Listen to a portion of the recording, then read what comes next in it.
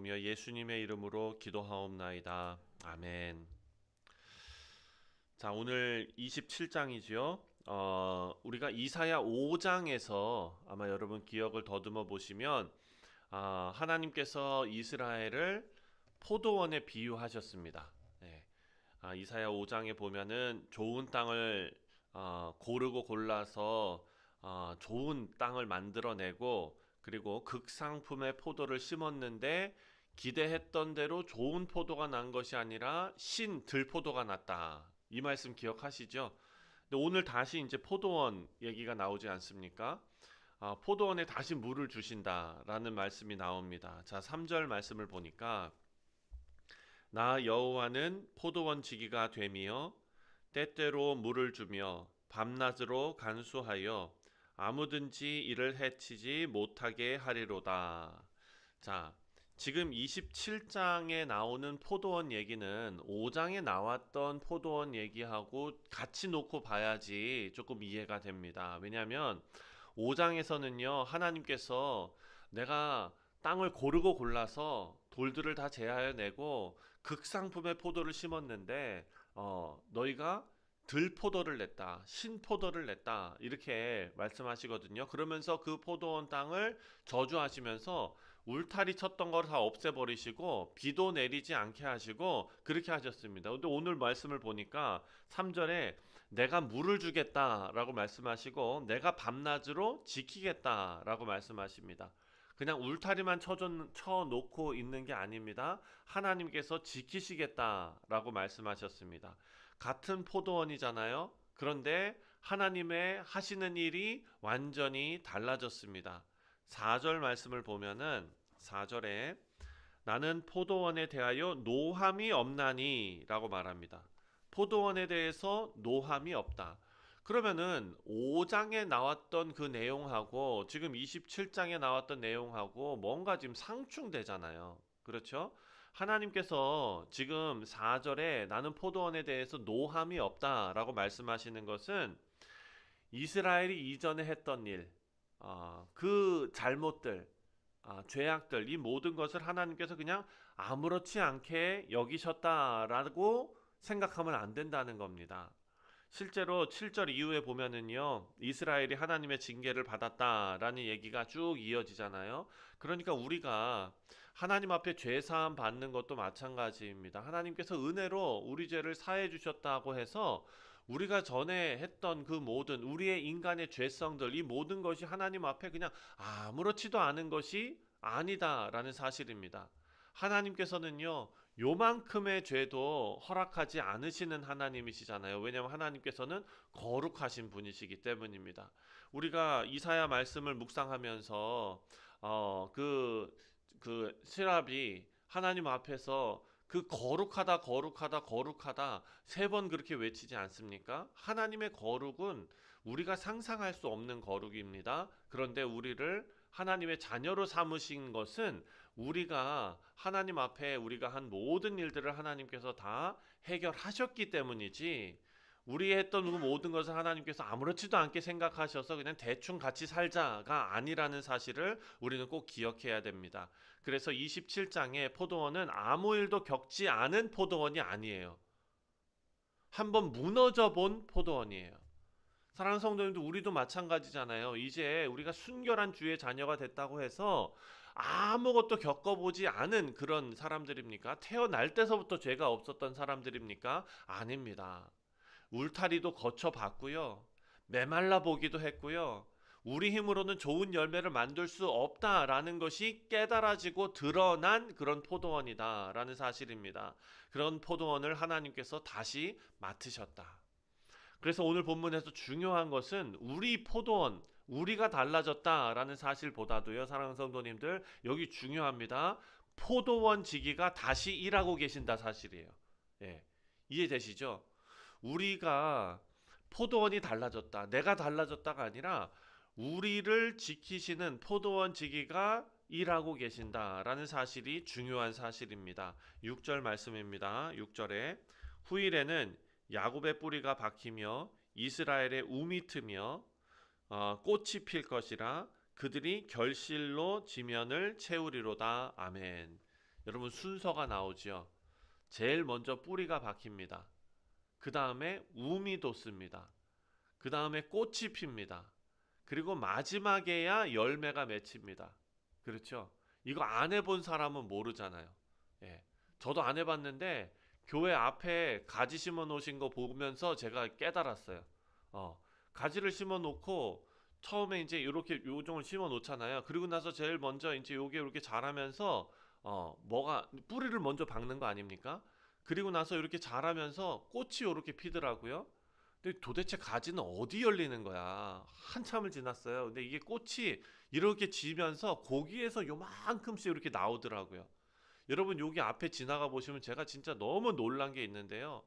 시멘트로 우리가 이렇게 다 발라놓은 그 거기잖아요. 근데 거기에 살짝 크랙이 갔나 봐요. 거기에 깨 하나가 떨어졌나 봐요. 근데 진짜 저는 이거를 사진으로 찍어 놓고 싶었어요. 그냥 시멘트인데 그 위에 깻잎이 이렇게 올라와가지고 펴져 있는 거예요. 얼마나 중요한지를 다시 한번 생각했습니다. 여러분 여기 보니까 우리 모두는요 열매부터 보기를 원하잖아요. 그런데 뭔가 눈에 보이게 달라지고 빨리 결과가 나타나고 하나님께서 일하시구나 라는 것을 알고 싶은데 하나님께서는 제일 먼저 뭘 하시냐면 뿌리를 다루시고 계신다라는 사실입니다. 우리에게 보이지 않는 거예요. 저 밑에 뿌리는 하나도 안 보입니다. 보이지 않는 곳에서부터 하나님께서 먼저 시작하십니다.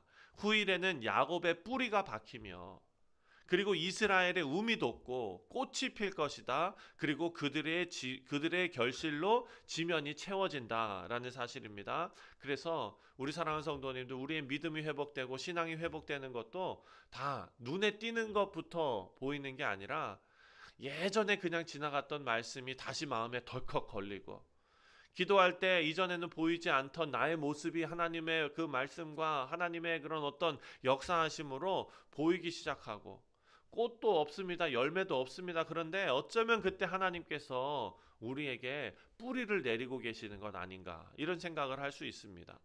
자, 그리고 하나님께서요, 그 포도나무가 아니라 제단을 깨뜨리신다라는 말씀이 나옵니다. 7절부터 7절의 말씀을 보면은요, 주께서 그 백성을 치셨던들, 그 백성을 친 자들을 치심과 같았겠으며, 백성이 죽임을 당하였던들, 백성을 죽인 자가 죽임을 당함과 같았겠느냐. 주께서 백성을 적당하게 견책하사 쫓아내실 때에는 동풍 부는 날에 폭풍으로 그들을 옮기셨느니라 이렇게 말합니다. 자, 이스라엘도 하나님 앞에 맞았어요. 네. 거기를 여기 보니까 적당하게 견책하셨다라고 말씀하십니다. 그런데 이스라엘도 맞았는데 그 원수들을 치신 것처럼 맞지는 않았다라는 겁니다. 왜 그렇습니까? 목적이 다르기 때문이에요. 목적이 다르기 때문. 자, 9절 말씀을 보니까 야곱의 불의가 속함을 얻으며 그의 죄 없이 함을 받은 결과는 이로 말미암나니 곧 그가 제단의 모든 돌을 부서진 횃돌 같게 하시며 아세라와 태양상이 다시 서지 못하게 함에 있는 것이라. 아멘. 중요한 장면이죠. 하나님께서 지금 깨뜨리시는데 포도나무를 깨뜨리시는 게 아닙니다. 포도나무를 불태워 버리시는 게 아닙니다. 하나님께서 깨뜨려 버리시는 것은 제단의 돌이라는 거예요. 제단의 돌.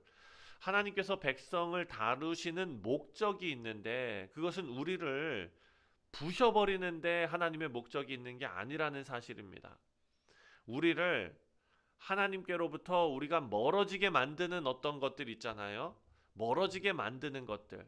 그런 것을 하나님께서 부수고 계신다라는 사실입니다. 자, 이 제단이라는 게 하루아침에 생기지 않는다는 것을 우리는 기억해야 됩니다. 물론 그때 당시에 지었던 제단은 여러 사람이 가서 그냥 돌 쌓고 이렇게 해가지고 제단을 질 수 있었겠지요. 그런데 우리 인생에 하나님과 우리를 멀게 만드는 그런 제단이 있다면, 쌓아놓은 제단이 있다면 그건 한순간에 생기는 것이 아닐 것입니다. 하나하나씩 돌을 하나 놓고 또 하나 놓고 여기다 놔도 될 것 같고 여기다 놓으면 더 편할 것 같고 이런 것들이 우리 삶에 하나씩 하나씩 들어와서 처음부터 나는 이것을 하나님보다 중요하게 여기겠다라고 생각하고 제단을 쌓은 사람 한 명도 없다는 거예요. 예.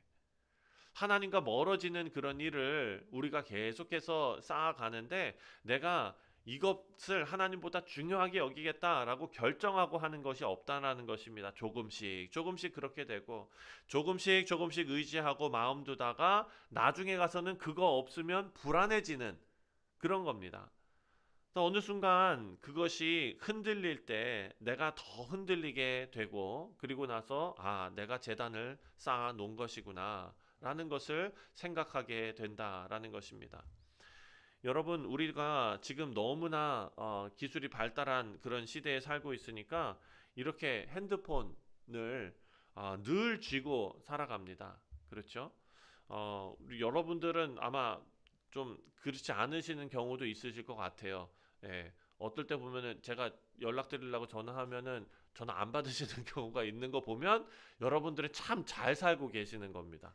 예, 왜냐면은요, 그 어떤 실험을 했대요. 어떤 실험을 했냐면 1년 동안 핸드폰 사용을 안 하면 대신에 우리가 아예 사용을 할 수는 없잖아요. 전화는 받아야 될 거 아니에요. 그러니까 이런 우리가 사용하는 스마트폰이 아니라 그냥 전화만 걸 수 있는 그런 핸드폰을 지급하고 1년을 살아내면 1억을 주겠다라는 실험을 했대요. 여러분 그거 해낸 사람이 있다고 생각하십니까? 네, 없을 것 같아요. 있었어요. 네, 그래서 한 여자분이 1억을 받았대요. 근데 그분은 어떤 분이었냐? 작가였대요, 작가. 예, 글 쓰시는 분. 그래가지고 1년 동안을 이거 핸드폰 없이, 그리고서 살았는데, 처음에는 힘들었는데 나중에는 적응이 되더래요. 그랬는데 이분이, 1년 동안에 그동안 못했던, 그 소설 전집을 쓰고, 그리고 그 동안에 못했던 다음번 작품들 3개를 이미 구상을 다 하고 막 이렇게 해가지고 1년 동안에 어마어마한 일을 해낸 겁니다. 사랑하는 성도님들 생각해 보니까 우리가 재단을 쌓아놓은 그것이 우리를 흔든다라는 것이 참 핸드폰하고 비슷한 일인 것 같아요. 우리가 언제부턴가 여기에 묶이게 되었습니다. 그렇죠? 예, 없으면 안 될 것 같아요. 조금씩 조금씩 의지해요. 심지어는 오늘 제가 뒤에서 아무도 이렇게 조정을 안 해주는데 요거 버튼 하나만 누르면은 다 조정이 돼서 그냥 혼자서도 여기서 다 새벽 기도회 이렇게 할 수 있잖아요. 너무나 편리해졌어요. 그러다가 마음을 하나씩 하나씩 두게 됩니다. 나중에 가서요, 사랑하는 성도님들, 어린 학생들 이거 딱 뺐잖아요. 마음에 불안이 찾아오는 거예요. 그래서 우리 학생들이 이번에 수련회 갔는데 가자마자 한 것이 뭔지 아십니까? 핸드폰 싹 다 걷어가는 거예요. 어, 아이들이 이번에 이거 경험했을 거예요. 사랑하는 성도님들, 하나님께서는요, 우리가 편리하게 생각하는 것, 우리가 이것 통해서 안전을 얻으려고 했던 것, 풍요를 얻으려고 했던 것, 미래를 확보하려고 했던 것, 이 모든 것, 우리를 깨부시시는 것이 아니라 하나님께서는요, 하나님께서 오늘 본문 말씀에 나오는 다른 태양신을 섬기고 아세라신을 섬겼던 그 제단을 하나님께서 깨트려 버리시는데 그냥 깨트려 버리시는 게 아니라 부서진 횃돌 같이 하시겠다는 거예요. 다시 쌓지 못하게 갈아서 버리겠다. 아, 왜 그렇게까지 하실까 생각하는데요. 이것이 반드시 있어야 하는 일이기 때문입니다. 내 뜻대로 되어야 평안할 줄 알았는데 그렇지 않아도 하나님을 믿을 수 있다라는 것을 배우고 있지는 않은지, 사랑하는 성도님들, 하나님께서 우리를 다루실 때 하나님께서 우리에게 제단을 갈아버리시는, 하나씩 하나씩 무너뜨리시는 그런 시간이 될 줄로 믿습니다. 자, 12절 말씀을 보면은요. 12절, 너희 이스라엘 자손아, 그날에 여호와께서 창이라는 하수에서부터 애굽 시내까지 과실을 떠는 것 같이 너희를 하나하나 모으시리라. 아멘. 여러분, 나무를 그 열매가 맺었을 때 막 털면은 열매들이 여기저기 막 바닥에 떨어지겠지요. 그러면 떨어진 열매를 주워서 모읍니다. 그렇죠? 그 장면을 지금 이야기하는 것입니다. 하나님께서 하나님의 백성을 그렇게 모으신다. 근데 단어가 우리 눈에 들어오는 단어가 있습니다. 뭐냐면은 한 사람씩입니다. 한 사람씩 일일이 여호와께서 자손 그날에 여호와께서 창이라는 하수에서부터 애굽 시내까지 과실을 떠는 것 같이 너희를 하나하나 모으시리라. 아멘. 여러분, 하나님의 말씀은 1획 1점도 틀린 게 없습니다. 그리고 하나님께서 말씀하셨으면 반드시 이루어집니다. 오늘 12절 말씀이 이루어졌어요. 그렇죠? 우리가 여기 나와 있는 하나님 앞에 하나님의 백성으로서 뉴욕 성실 장로교회에서 신앙생활하고 있는 이 자체가 12절 말씀의 뭡니까? 성취예요, 성취. 하나님께서 우리를 뭉뚱그려 가지고 그냥 이렇게 저 뉴욕에 있는 한인 교회들 이렇게 한 게 아니라 한 사람 한 사람 부르셨다라는 것입니다. 마지막 13절 말씀을 보면 그날에 큰 나팔을 불리니 아수르 땅에서 멸망하는 자들과 애굽 땅으로 쫓겨난 자들이 돌아와서 예루살렘 성산에서 여호와께 예배하리라. 아멘. 여러분, 하나님께서 우리를 개인적으로 한 사람 한 사람 부르셨는데 그 목적이 뭡니까? 여호와의 성산에서 하나님을 예배케 하기 위함입니다. 사랑하는 성도님들, 여호와의 성산에서 예배했습니다. 하나님께서 자기 백성을 데리고 가시는 마지막 자리가 하나님 임재 앞이었다라는 것입니다. 다시 예배하는 사람으로 만드신다. 우리 사랑하는 성도님들, 우리가 하나님 앞에 돌아와야 할 목적은 바로 예배가 회복되는 일일 것입니다. 나와 화친하며 나와 화친할 것이다 라고 말씀하셨어요. 하나님께서는 우리로 하여금 하나님과 교제하며 하나님을 우리가 즐거워하는 자들이 되기를 원하십니다. 이 말씀을 보면 예수님 안에서 확실하게 그것이 드러납니다. 이사야가 보았던 그 지금 내용이 27장에 지금 쓰여져 있는 거잖아요. 이사야가 그것을 이미 본 거잖아요. 그런데 이것과 닮아 있는 게 바로 예수님이잖아요. 그렇죠? 하나님께 돌아가기 전에 하나님께서 먼저 우리에게 오셨고, 그리고 십자가로 그 길을 여셨고, 우리 죄를 담당하시고 하나님 사이에서 화평을 이루신 분이 우리 예수님이십니다. 그분이 우리를 모으시는 목적도 마찬가지로 같습니다. 다시 하나님 앞에 세우기 위해서. 말씀을 맺습니다. 우리 사랑하는 성도님들, 하나님께서 포도원에 물을 주시는 모습으로 우리 가운데 나타나셨고, 하나님께서 제단 앞에서 돌을 깨트리는 모습으로 우리 가운데 나타나셨고, 그리고 하나님께서 들판에서 그 떨어진 열매를 하나씩 하나씩 주워 담는 모습으로 우리 가운데 나타나셨습니다. 다른 일 하시는 것 같은데 목적이 같아요. 어떤 목적이냐? 하나님께 속한 백성으로 하나님 앞에 예배하는 그런 백성을 만들기 위함입니다. 우리가 오늘 하루도 살아가시면서 하나님 앞에 귀한 삶으로 예배하는 우리 모두 되시기를 주님의 이름으로 축원드립니다. 기도하겠습니다. 하나님 아버지, 우리의 삶을 돌아보면 하나님께서 정말 포도원에 물을 주시는 손으로 우리 가운데 오셨고, 제단 앞에 돌을 깨뜨리셨고, 또 들판에서 떨어진 열매를 하나씩 하나씩 주워 담으셔서 우리가 주님 앞에 경배하며 예배하는 그런 주의 백성으로 살아나고 성장할 수 있도록 주님께서 도와주셨음을, 하나님께서 모든 것을 하셨음을 우리가 다시 한번 고백하며 감사를 드립니다. 하나님, 예수 그리스도로 말미암아 하나님과 화목하게 된 자답게 다시 주님을 예배하는 일에 전심을 다하는 우리 뉴욕 성실 장로교회 모든 교우들이 다 되게 하여 주옵소서. 감사드리오며 예수님의 이름으로 기도하옵나이다. 아멘. 하늘에 계신 우리 아버지여,